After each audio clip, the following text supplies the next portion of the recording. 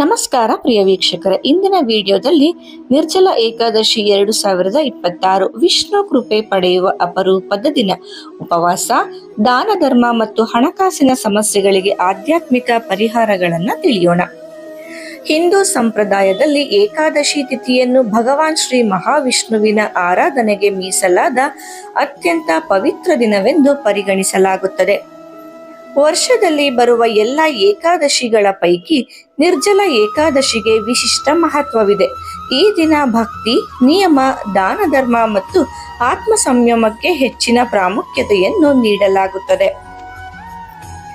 ನಿರ್ಜಲ ಏಕಾದಶಿ ಜ್ಯೇಷ್ಠ ಮಾಸದ ಶುಕ್ಲ ಪಕ್ಷದಲ್ಲಿ ಆಚರಿಸಲಾಗುತ್ತದೆ. ನಿರ್ಜಲ ಎಂಬ ಪದದ ಅರ್ಥ ನೀರಿಲ್ಲದೆ ಎನ್ನುವುದು.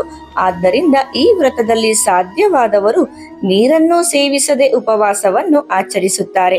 ಆದರೆ ಆರೋಗ್ಯದ ಕಾರಣಗಳಿಂದ ಕಠಿಣ ಉಪವಾಸ ಮಾಡಲು ಸಾಧ್ಯವಾಗದವರು ಹಣ್ಣು, ಹಾಲು ಅಥವಾ ಸಾತ್ವಿಕ ಆಹಾರ ಸೇವಿಸಿ ಭಕ್ತಿಯಿಂದ ವ್ರತವನ್ನು ಆಚರಿಸಬಹುದು.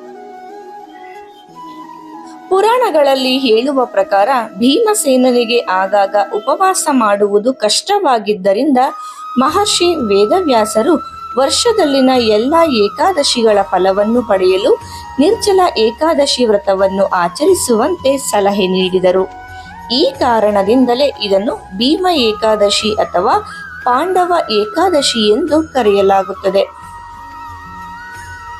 ಈ ಪವಿತ್ರ ದಿನದಂದು ಬೆಳಗ್ಗೆ ಬೇಗ ಎದ್ದು ಸ್ನಾನ ಮಾಡಿ ಸ್ವಚ್ಛ ವಸ್ತ್ರಗಳನ್ನು ಧರಿಸಿ ಮನೆಯಲ್ಲಿ ಪೂಜಾ ಸ್ಥಳವನ್ನು ಅಲಂಕರಿಸಿ ಶ್ರೀ ಮಹಾವಿಷ್ಣು, ಮಹಾಲಕ್ಷ್ಮಿ ಅಥವಾ ಶ್ರೀಕೃಷ್ಣನನ್ನು ಭಕ್ತಿಯಿಂದ ಆರಾಧಿಸಬೇಕು. ತುಳಸಿ ದಳಗಳನ್ನು ಅರ್ಪಿಸಿ ವಿಷ್ಣು ಸಹಸ್ರನಾಮ, ಭಗವದ್ಗೀತೆ ಅಥವಾ ಹರಿನಾಮ ಸ್ಮರಣೆ ಮಾಡುವುದು ಅತ್ಯಂತ ಶುಭಕರವೆಂದು ನಂಬಲಾಗಿದೆ. ಓಂ ನಮೋ ನಾರಾಯಣಾಯ ಅಥವಾ ಓಂ ನಮೋ ಭಗವತೆ ವಾಸುದೇವಾಯ ಎಂಬ ಮಂತ್ರಗಳನ್ನು ಶ್ರದ್ಧೆಯಿಂದ ಜಪಿಸುವುದು ಮನಸ್ಸಿಗೆ ಶಾಂತಿ ಹಾಗೂ ಆಧ್ಯಾತ್ಮಿಕ ಶಕ್ತಿಯನ್ನು ನೀಡುತ್ತದೆ. ಅನೇಕ ಭಕ್ತರು ಈ ದಿನವನ್ನು ಜಪ, ಧ್ಯಾನ ಮತ್ತು ಭಗವಂತನ ಸ್ಮರಣೆಯಲ್ಲಿ ಕಳೆಯುತ್ತಾರೆ. ನಿರ್ಜಲ ಏಕಾದಶಿಯ ಮತ್ತೊಂದು ಪ್ರಮುಖ ಅಂಶವೆಂದರೆ ದಾನ ಧರ್ಮವಾಗಿದೆ. ದಾಹದಿಂದ ಬಳಲುವವರಿಗೆ ಕುಡಿಯುವ ನೀರು ನೀಡುವುದು, ಮಜ್ಜಿಗೆ ಅಥವಾ ಪಾನಕ ವಿತರಿಸುವುದು, ಅನ್ನದಾನ ಮಾಡುವುದು, ಬಟ್ಟೆ ಮತ್ತು ಹಣ್ಣುಗಳನ್ನು ದಾನ ಮಾಡುವುದು ಶ್ರೇಷ್ಠ ಕಾರ್ಯಗಳೆಂದು ಪರಿಗಣಿಸಲಾಗಿದೆ. ದಾನ ಮಾಡುವಾಗ ಪ್ರದರ್ಶನಕ್ಕಿಂತ ಸೇವಾ ಭಾವ ಮುಖ್ಯ ಎಂಬ ಸಂದೇಶವನ್ನು ಈ ದಿನ ನಮಗೆ ಕಲಿಸುತ್ತದೆ. ಹಣಕಾಸಿನ ತೊಂದರೆಗಳನ್ನು ಎದುರಿಸುತ್ತಿರುವವರು ಈ ದಿನ ವಿಷ್ಣು, ಲಕ್ಷ್ಮಿ ಆರಾಧನೆಗೆ ವಿಶೇಷ ಮಹತ್ವವನ್ನು ನೀಡಬಹುದು. ತುಳಸಿ ಗಿಡದ ಮುಂದೆ ದೀಪ ಬೆಳಗಿಸಿ ಕುಟುಂಬದ ಸುಖ, ಸಮೃದ್ಧಿ ಹಾಗೂ ಆರ್ಥಿಕ ಸ್ಥಿರತೆಗಾಗಿ ಪ್ರಾರ್ಥಿಸಬಹುದು. ಸಾಧ್ಯವಾದರೆ ತುಪ್ಪದ ದೀಪವನ್ನು ಹಚ್ಚಬೇಕು. ವಿಷ್ಣು ಸಹಸ್ರನಾಮ ಪಠಣ ಅಥವಾ ಲಕ್ಷ್ಮೀ ಮಂತ್ರ ಜಪವನ್ನು ಅನೇಕರು ಶುಭಕರವೆಂದು ನಂಬುತ್ತಾರೆ. ಸಾಲದ ಒತ್ತಡ, ಆದಾಯದಲ್ಲಿ ಅಡಚಣೆ ಅಥವಾ ಉದ್ಯೋಗ ಸಂಬಂಧಿತ ಸಮಸ್ಯೆಗಳಿದ್ದರೆ ಈ ದಿನ ಸಕಾರಾತ್ಮಕ ಸಂಕಲ್ಪ ಮಾಡುವುದು ಉತ್ತಮ. ದೇವರ ಆಶೀರ್ವಾದದ ಜೊತೆಗೆ ಪರಿಶ್ರಮ, ಪ್ರಾಮಾಣಿಕತೆ ಮತ್ತು ಶಿಸ್ತು ಕೂಡ ಜೀವನದಲ್ಲಿ ಯಶಸ್ಸು ತರುತ್ತದೆ ಎಂಬುದನ್ನು ಮರೆಯಬಾರದು. ತುಳಸಿ ಪೂಜೆಗೆ ಈ ದಿನ ವಿಶೇಷ ಮಹತ್ವವಿದೆ.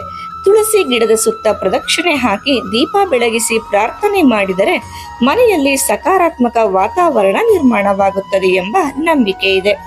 ಅದೇ ರೀತಿ ವಿಷ್ಣು ದೇವಸ್ಥಾನ ಅಥವಾ ವೆಂಕಟೇಶ್ವರ ಸ್ವಾಮಿ ದೇವಸ್ಥಾನಕ್ಕೆ ಭೇಟಿ ನೀಡಿ ಪ್ರಾರ್ಥನೆ ಸಲ್ಲಿಸುವುದು ಶುಭಕರವಾಗಿದೆ. ಈ ದಿನ ಕೋಪ, ಅಸತ್ಯ, ಜಗಳ, ನಿಂದನೆ ಮತ್ತು ದುಷ್ಟ ಚಿಂತನೆಗಳನ್ನು ದೂರವಿಡಬೇಕು. ಮಾಂಸಾಹಾರ ಹಾಗೂ ಮದ್ಯಪಾನವನ್ನು ತ್ಯಜಿಸಿ ಸಾತ್ವಿಕತೆಯನ್ನು ಅಳವಡಿಸಿಕೊಳ್ಳುವುದು ವ್ರತದ ಪ್ರಮುಖ ಭಾಗವಾಗಿದೆ. ದೇಹಕ್ಕೆ ಮಾತ್ರವಲ್ಲ, ಮನಸ್ಸಿಗೂ ಉಪವಾಸ ಅಗತ್ಯ ಎಂಬ ಸಂದೇಶವನ್ನು ನಿರ್ಜಲ ಏಕಾದಶಿ ಸಾರುತ್ತದೆ. ನಿರ್ಜಲ ಏಕಾದಶಿಯ ನಿಜವಾದ ಉದ್ದೇಶ ಕೇವಲ ಆಹಾರ ತ್ಯಾಗವಲ್ಲ, ಆತ್ಮಶುದ್ಧಿ, ಭಗವಂತನ ಮೇಲಿನ ಭಕ್ತಿ, ಸೇವಾ ಭಾವ, ದಾನ ಧರ್ಮ ಮತ್ತು ಉತ್ತಮ ಜೀವನ ಮೌಲ್ಯಗಳನ್ನು ಅಳವಡಿಸಿಕೊಳ್ಳುವುದೇ ಈ ವ್ರತದ ಸಾರವಾಗಿದೆ. ಪ್ರಿಯ ಸ್ನೇಹಿತರೆ, ಈ ಪವಿತ್ರ ದಿನವನ್ನು ಭಕ್ತಿಯಿಂದ ಆಚರಿಸಿ. ಸಾಧ್ಯವಾದಷ್ಟು ದಾನ ಧರ್ಮ ಮಾಡಿ ದೇವರ ಆಶೀರ್ವಾದದ ಜೊತೆಗೆ ಸತ್ಕಾರ್ಯಗಳನ್ನು ಜೀವನದಲ್ಲಿ ಅಳವಡಿಸಿಕೊಂಡು ಸುಖ, ಶಾಂತಿ ಮತ್ತು ಸಮೃದ್ಧಿಯತ್ತ ಹೆಜ್ಜೆ ಇಡಿ. ಶ್ರೀ ಮಹಾವಿಷ್ಣು ಮತ್ತು ಮಹಾಲಕ್ಷ್ಮಿಯ ಕೃಪೆ ನಿಮ್ಮ ಕುಟುಂಬದ ಮೇಲೆ ಸದಾ ಇರಲಿ. ಓಂ ನಮೋ ನಾರಾಯಣಾಯ. ಈ ವಿಡಿಯೋ ಇಷ್ಟ ಆದ್ರೆ ವಿಡಿಯೋಗೆ ಒಂದು ಲೈಕ್ ಅನ್ನು ಒತ್ತೋದನ್ನ ಮರಿಬೇಡಿ. ಹಾಗೆ ಹೈಪ್ ಮಾಡೋದನ್ನು ಕೂಡ ಮರಿಬೇಡಿ. ಮತ್ತೆ ಭೇಟಿಯಾಗೋಣ. ಧನ್ಯವಾದಗಳು.